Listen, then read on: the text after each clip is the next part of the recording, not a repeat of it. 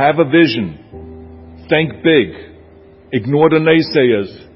Work your ass off and give back and change the world. Because if not us, who? If not now, when? What is the secret to success? And the long version is that I actually always had 5 rules. And everything that I did, I always used those 5 rules. And those 5 rules helped me to become successful in various different areas. And I believe that those rules can be applied to almost anyone and everyone. You don't need to be a bodybuilding champion. You either need to want to be a governor of California or to be an action hero or anything like that. If you want to excel in whatever you do, those rules are for you. It's that simple. Now I have to tell you right off the top that I always was very intense. As a kid already, I was very intense and I was very hungry. I always wanted to be the best. I always wanted to be number one. I always wanted to get to the top. I never believed in just getting by. Now I have nothing against people that just want to get by, because I think there are many roads to happiness, but I think that we all here like to be successful and we are driven. So that's why those rules apply to you.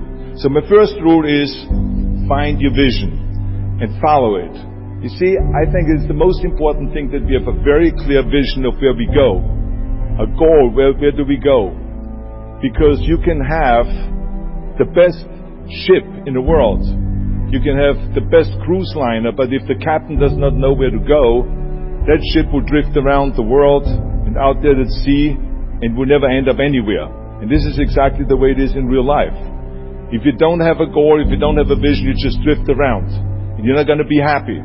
This is why it is so important to have that vision. Now I created that vision in Austria because I grew up after the Second World War. Austria, right along with Germany, lost the Second World War, thank God. And the problem was that everyone was so depressed because they lost the war, that there was alcoholism everywhere. There was, of course, depression. There was a terrible economic situation. There was famine. There was starvation and all those things. And also it was kind of a little place and narrow. I felt I wanted to get out of there. I wanted to escape. And I couldn't see myself really to work there and to stay there, to work in a factory, or to work on a farm, or to even to follow my father's footsteps and to become a police officer. I couldn't see that either. As a matter of fact, that's what my parents wanted me to do. They wanted me to become a police officer and to marry a girl by the name of Heidi and to have a bunch of children and to run around like the Von Trapp family in The Sound of Music. But that's not what I saw. This was the vision of my parents, but not mine. And luckily, one day in school, I watched a documentary about America. And I found myself. I knew exactly that is where I wanted to end up. I wanted to be in America. Everything that I saw in the documentary, I just loved. Everything was so big. I remember the tall skyscrapers, the monstrous bridges, the giant freeways filled with beautiful cars, the huge jetliners, movie stars, Muscle Beach, and all of those things. I could not wait to get there. The question was just, how do I get there? How do I get to America? I mean, this was not a common thing to do way back in the 50s. No one had the money to travel or anything. But one day I was fortunate enough to see a magazine. And that magazine showed me the path to America. And it was a bodybuilding magazine. And on the cover was this very muscular guy that was standing there like Hercules with a Hercules outfit. His name was Reg Park. This Reg Park was on that cover, and I remember the cover said, Mr. Universe becomes Hercules star. I read the article as fast as I could, learning about how he grew up in Leeds in England, poor, and how he trained 5 hours a day, every single day, and trained and lifted weights, and then he finally became Mr. Great Britain.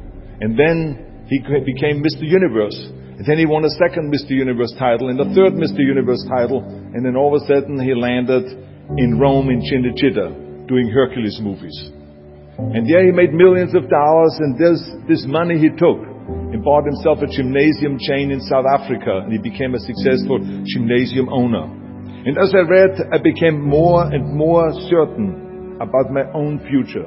As I read this story, I was so excited, so interested. I knew exactly that I wanted to become another Reg Park. I know he laid out the blueprint for my life, basically. I could see myself, I could visualize myself clearly to be a champion on that same stage where he won the Mr. Universe, and then to move to America, then get into movies, and then become rich and famous. I had that vision very clearly laid out. I was so happy that I knew exactly where I was going. From that moment on, everything that I did, no matter how hard I had to work or how much I had to struggle, it didn't matter. It was a wonderful joyride because I knew what the purpose was and I found my passion. The simple truth is, if you don't have a vision, if you don't have a goal, if you don't see your future laid out in front of you, you're just floating around without a purpose. And I think that the numbers speak for themselves. This is why so many people around the world are unhappy with their jobs. I mean, in America, 74% of the people hate their job and would like to change jobs. But think about that. That means that only a quarter of the Americans love their life's work. I mean, that is a very depressing statistic. I always smiled when I worked, no matter how hard I worked. I always had a great time, no matter what I did. It didn't matter if it was in bodybuilding, or if it was in the movies, or if it was as governor. I remember in the pumping iron days, people ask me in the gym all the time, why are you smiling all the time? Why are you so happy? You have to lift 50 tons of weights. You have to train 5 hours a day. I mean, I look at the other bodybuilders' faces and lifters' faces, and they look kind of depressing. They look sour. They're miserable that they have to lift weights. You don't look miserable, you look happy. And I tell them always, I say, I smile because I know exactly that every rep that I do, that every set that I do, every weight that I lift, I get one step closer to turning that vision of mine into reality and becoming that Mr. Universe. I could not wait to lift another 500 pounds in the squats. I could not wait to do another 1,000 sit-ups. I could not wait to do bench press, more bench press and more curls until I couldn't move my arms anymore. Because I knew that every rep got me closer to standing on that stage as a champion. As a matter of fact, when I lifted weights, I didn't really feel like I was lifting weights. I felt like I was lifting a trophy over my head each time I lifted. And to have all those bodybuilders around me and thousands of people screaming. And I tell you that this vision didn't just help me in bodybuilding, it helped me with everything, like I said. I remember in the movie business, there was many times stunts that I had to do where I got hurt, where I was in pain, in agony, and had to do it over and over again. I remember one incident specifically on Conan the Barbarian. There I was crawling on all four, on rocks, over rocks and gravel, holding my sword right in front of me. And as I was crawling, the camera followed me, and it was around 30 feet that I crawl on those rocks and this gravel. And eventually, after 10 takes, my elbows and my knees started bleeding and hurting. And the director came to me sheepishly and said to me, he says, do you mind if we do another take? I need a close-up of you. And I said to him, no, I don't mind at all.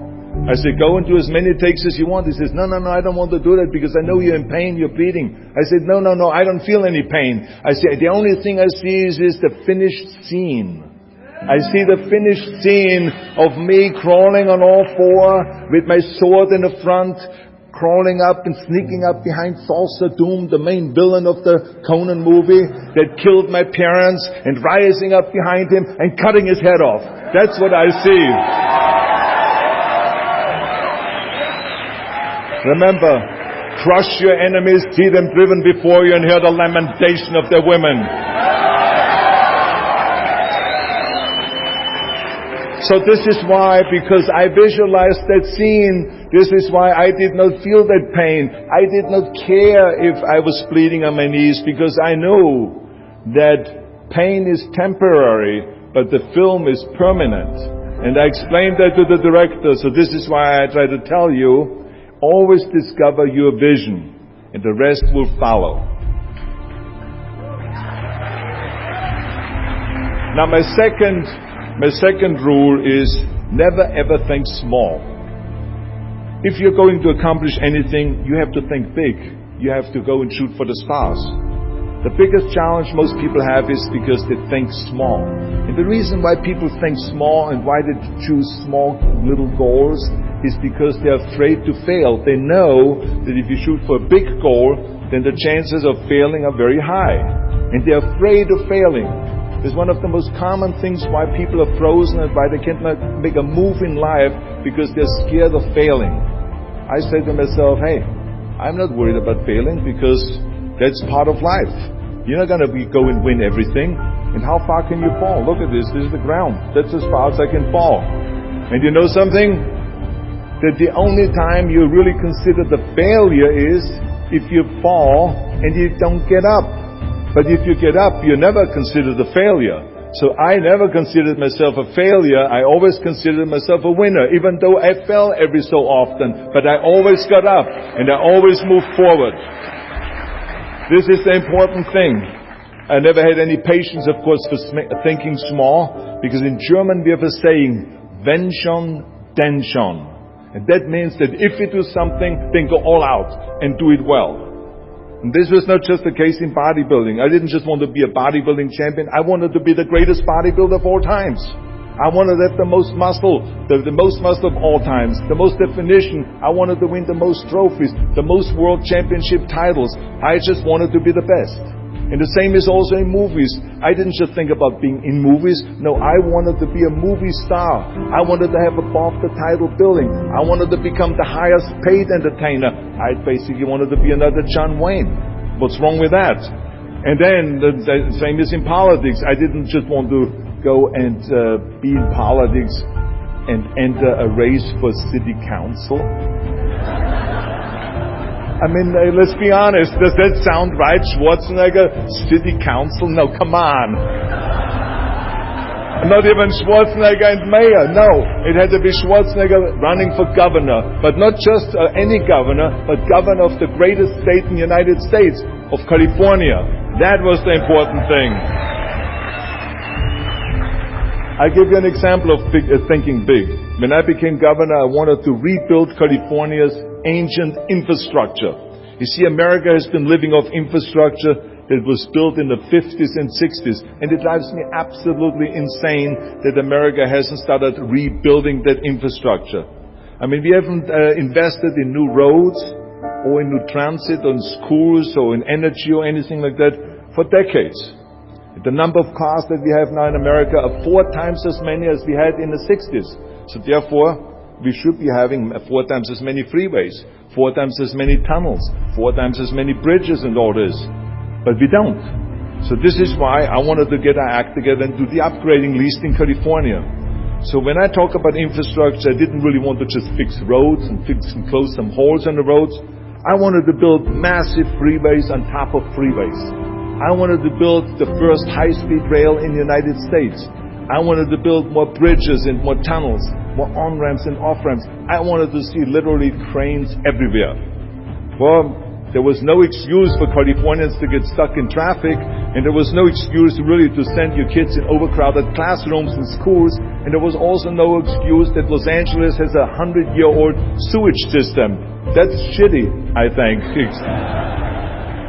First, of course, some of the legislators looked at me like I was absolutely insane when I told them this vision. They were willing to spend maybe $5 billion, which of course is petty cash in compared to what my vision was.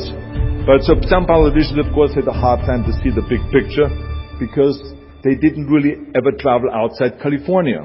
So they haven't really seen big infrastructure. They haven't really seen big infrastructure all over the United States, or maybe in Asia, in China, or in Korea, or in Brazil, or in European countries, or here in Australia maybe. So they haven't seen that. And then of course there are other politicians that simply don't have a vision of the future past the next election, which is a common problem politicians have all over the world.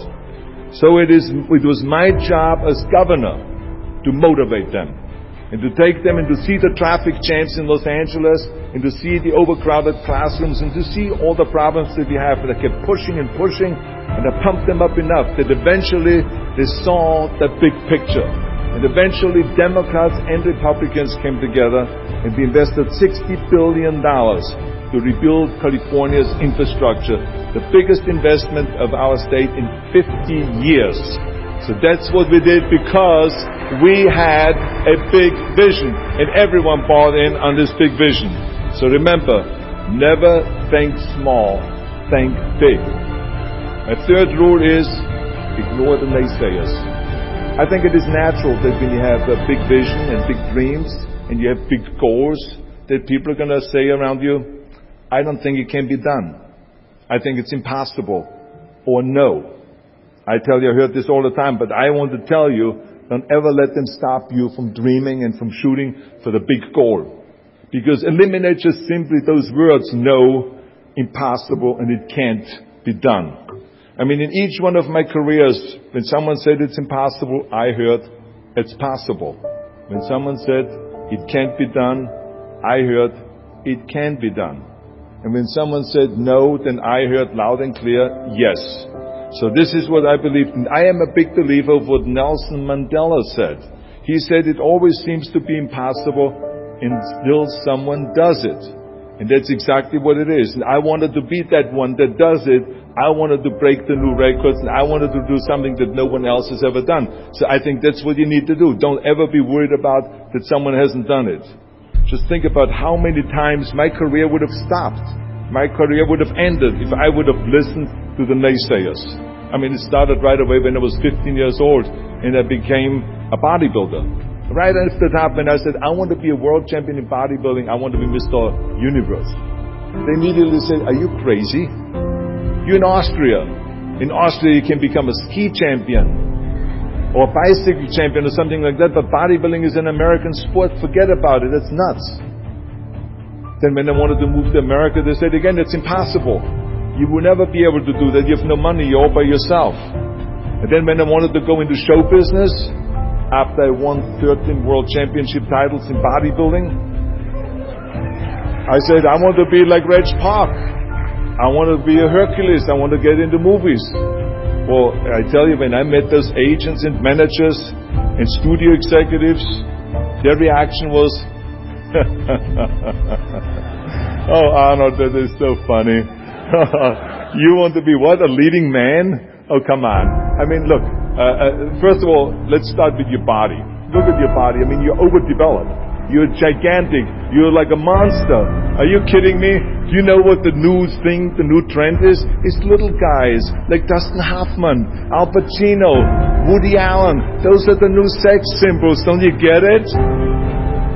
And then your accent, oh, it gives me the chills just listening to your German bullshit. Come on now. I mean, oh God. I mean, it's like, it's scary when you talk. It's unbelievable. I mean, have you ever, Arnold, I mean, this year, have you ever seen an international movie star with a German accent? It doesn't happen. Forget about that. And then you name, what is it, Schwarzenegger or something like that? Yeah, I can see that name already up there on the billboard. Yes, and people are going to storm the theater and the movie houses because Schwarzenegger is starring in the movie. Oh yeah, I can see that already. So that's what they said. They said to me, it says, look, forget about it. You're a nice guy. I mean, you're a bodybuilding champion. Why don't you open a gymnasium or a health food store or something like that?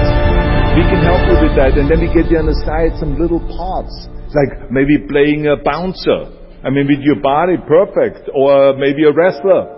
I have a good idea with your accent, a Nazi officer. Now that's really great for you. I call my buddies over at Hogan's Heroes. I mean, they would probably use someone like you. So that's what they said.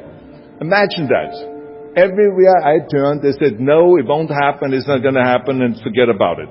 Luckily, I did not listen. I did not listen because I knew if I worked hard enough and I worked as hard as I did in bodybuilding, 5-6 hours a day, that I will make it, that I could prove them wrong. And I started working very hard. I started taking acting classes, English classes, speech classes, dialogue classes, even accent removal classes. I ran around all day saying lines like, a fine wine grows on a vine. Because you see, we Austrians and Germans have a difficult time with the V and with the W and with the F. We get it all mixed up. So it was a fine wine grows on a vine. Or the sink is made out of zinc. And all those kind of lines. I said over and over. And you know something? All of a sudden, I got a little break. In the early 70s, I remember, all of a sudden, I got a TV show. A little part. Then another little part. And then all of a sudden, I got a phone call from Lucille Ball. to be in her special happy anniversary and goodbye, which was with Art Carney, I had this 6-minute scene as an Italian masseur. Now most people don't know the difference between an Italian accent and the German accent, so I got away with my German accent. But I played this Italian masseur and I was so delighted. And then right after that I got a guest starring role in Streets of San Francisco with Michael Douglas and Carl Malden. And then Pumping On and Stay Hungry. And then of course I landed the big role as Conan the Barbarian. So finally I got the big break. And you know what was so interesting about it was that as soon as we were finished with the Conan movie, we were out there on a promotion tour, and the director said at the press conference, the director is John Milius, he said, if we wouldn't have had Schwarzenegger with those muscles, we would have had to build one. Now think about that. Before it was this huge obstacle to have this body, and all of a sudden the director says, if we wouldn't have had Schwarzenegger with his body, we would have had to build one. Now what a turnaround. And then when I did Terminator, James Cameron said, which was really great, he said the I'll be back line became one of the most famous movie lines in history because of Arnold's crazy accent, because he sounded like a machine when he talked.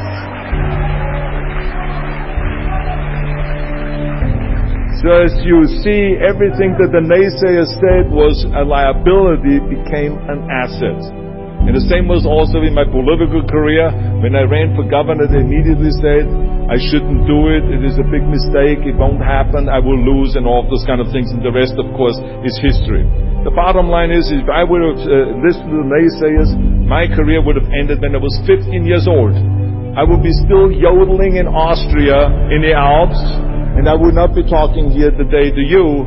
And the reason why I'm here today and talking to you is because I did not listen to you can't, or it's impossible, or no.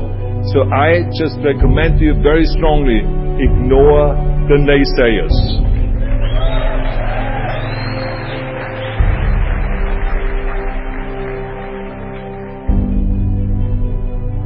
My fourth rule is, work your ass off.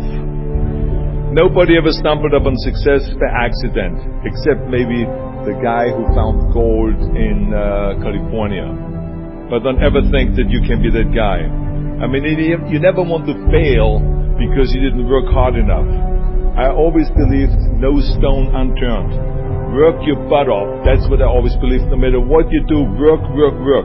I remember Muhammad Ali, one of my great heroes, had a great line in the 70s when he was asked, how many sit-ups do you do? He said, I don't know, because I start counting only when it starts burning. When it starts burning, that's when it starts counting. You see, that's what makes you a champion. It doesn't matter in what area you're in. No pain, no gain. The bottom line is, one of my rules, which is work your butt off. If you don't apply that rule, all the other rules won't mean anything. I mean, it drives me absolutely nuts when people say, I don't have time to work out. Haven't you heard that many times? I don't have time to work out, or I have worked so hard all day, I'm tired, I cannot work out anymore, or I cannot read another book, or I cannot improve myself, or I don't have time, or I work so hard that I cannot really improve my business, or I cannot grow as a person, or any of those things. What the hell are we talking about here? I mean, today is 24 hours, you sleep 6 hours, so you have 18 hours left. I mean, I know there's some of you out there that say, well, wait a minute, I sleep actually 8 hours, but that's just sleep faster, okay? You didn't, I mean, let's not get bogged down with this stuff here. Listen, when I came to the United States, I remember that I trained 5 hours a day, every day, and I was managing a construction business, and I was a bricklayer, and I went to college also, and I took acting classes from 8 o'clock at night to 12 o'clock midnight. All of that in one day. Every day I did that. I did not worry about it. I knew that I had 24 hours and I didn't want to waste one single hour. Because I believe of what Ted Turner said, who is one of the great entrepreneurs who started CNN and so on. He said, early to bed, early to rise. Work like hell and advertise. So that's what I believe. Just remember, you can't climb that ladder of success with your hands in your pockets. You must work your ass off. It's that simple. And my fifth and last rule is, don't just take. Give something back. Leave your mark on the world. I believe that we all have an obligation to do something for our community, something for our state, something for our country. We must serve a cause that is greater than ourselves. Because we all know that in the end we will be judged not by how much we made, but by how much we give. Ever since America greeted me with open arms, I've had this sense of responsibility, and I felt obligated to give something back to America. Because I know that everything that I have accomplished is because of America. If it's my bodybuilding career, if it is my show business career, my political career, the money that I've made, my great family that I have, all of this is because of America. But I have to recognize the fact that America did not become the land of opportunity in this great country by itself. No, in history, people worked tirelessly in America. People fought and people died to make it the land of freedom and opportunity and the land of liberty. So now it is our responsibility, if we want to keep it the number one country in the world, to work for that and to give something back to that country. And it doesn't matter if you're in America, or if you're in Australia, or if you're in China, or if you're in Japan, or in Italy. It is the same thing. You all have to give something back to your country, no matter where you're from. Now, I love the words of my father-in-law, Sergeant Schreiber, who started the Peace Corps, the Job Corps, legal aid to the poor during the Kennedy and during the Johnson administration. He was the number one public servant, and he always inspired me to become a public servant. He was one of my heroes. He said at Yale University at a commencement speech, he said to the students, tear down that mirror. Tear down that mirror that makes you always look at yourself. And you will be able to look beyond that mirror, and you will see the millions and millions of people that need your help. And I saw those millions and millions of people. And this is why I tried to take every opportunity that I could to give something back. I started training Special Olympians, people that were intellectually handicapped, to help them with weightlifting and powerlifting. I became the international powerlifting coach and the torchbearer for Special Olympics. Then later on, I joined the Simon Wiesenthal Center to fight prejudice, so we don't have the things happening again as we had during the Second World War, during the Nazi Reich. And I joined also the President's Council on Fitness. I became the chairman under President Bush from 1990 to 1993. To be the chairman and to promote health and fitness in all 50 states. I traveled all 50 states. I started after-school programs for the most vulnerable children, for inner-city children, to make them be able to say no to drugs, no to gangs, and no to violence, and to say yes to education and yes to life. And every single time I reached out and I gave something back, I felt fantastic. Nothing made me happier.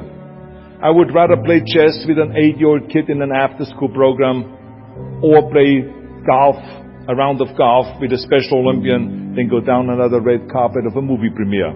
And I have nothing against movies, but to give something back to me is more important than just to think about myself. Eventually, the joy of giving back was so great that I decided to become a public servant full-time and to turn my back, actually walk away from my career as an actor. After I finished promoting Terminator 3, I jumped into the governor's race in California, and I ran for governor. And even though my friends advised me not to do that, they said, "Are you crazy, Arnold? Don't you understand that you would lose now this $20-30 million a movie that you're getting paid? And they will only pay you $178,000 as governor a year?" Well, I didn't care, because I knew that all the money that I've made and to be in that position in the first place to make this money is because of America. It was time to give something back. So I became governor, and I didn't even take the $178,000. I gave it back to the taxpayers, because it was petty cash. It's the last thing I needed. And I can tell you that those 7 years were the most exciting and the most rewarding and the most gratifying years of my life. To work all day long, to solve problems and to serve the people was absolutely heaven. It was the best job I've ever had. But I also knew that eventually it's going to come to an end. And after 2 terms, it did come to an end.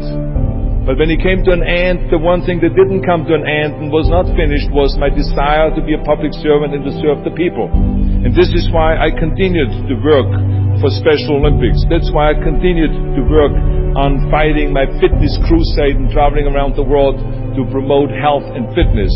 And this is why I continue to support after-school programs, and we even started the Schwarzenegger Institute at the University of Southern California to continue to inspire students and leaders around the world to find solutions to complicated issues and to give back and to make the world a better place. So thank you. But I tell you that I was very fortunate that I had great heroes. I had great heroes that I could look up to, and I mentioned 2 of them, Muhammad Ali and Sergeant Shriver, my father-in-law. But there's other great heroes like Gorbachev, Reagan, Mandela, great leaders like Mother Teresa, Chancellor Kohl, and Churchill, and the list goes on and on. I mean, those people had such an impact on the world. Single-handedly, they've changed the world. I mean, if you think about just Gorbachev, I mean, this man, every time I meet him, I'm in awe. I mean, he grew up under communism, and he rose from the bottom of the ranks straight up to the top. He became president of the Soviet Union, one of the most powerful people in the world. And he was the leader of the Communist Party. And when he was in a top position, he realized that the system was broken. Now, what do you do when you're the top leader of the Communist Party and you realize that the system, that communism, doesn't work? Well, you know what he did? He dismantled communism. Think about the courage that takes. I mean, the guts that it takes to do that. Think about that Gorbachev completely transformed his country with glasnost to give his people for the first time freedom. And then through perestroika by reforming Russia's economy. He didn't wait for the next president. He didn't complain. He simply said, if not me, who? And if not now, when? So I feel very strongly all of us need to have and embrace that kind of a spirit. We all can create change, whether it is in our neighborhood or in our local schools or in our country. It can be big, but it can also be as little as just going to a school kid that has problems reading and teaching that kids how to read or how to do math. We don't have to just work on me. We should also work on we. Not just me, but also we. Remember that. To lead a truly full life, you must give back. You must leave the world a better place than you found it. Because the bottom line is, it is up to us. I mean, those rules that I've given you are important rules, but giving back is one of the most important rules. I guarantee you that if you follow all of those rules, you will have many victories to celebrate. You will leave, your work, and you will have extraordinary kind of a record, and you will leave a legacy behind that you can be proud of. So I want you to remember those rules. Have a vision. Think big. Ignore the naysayers. Work your ass off and give back and change the world. Because if not us, who? If not now, when?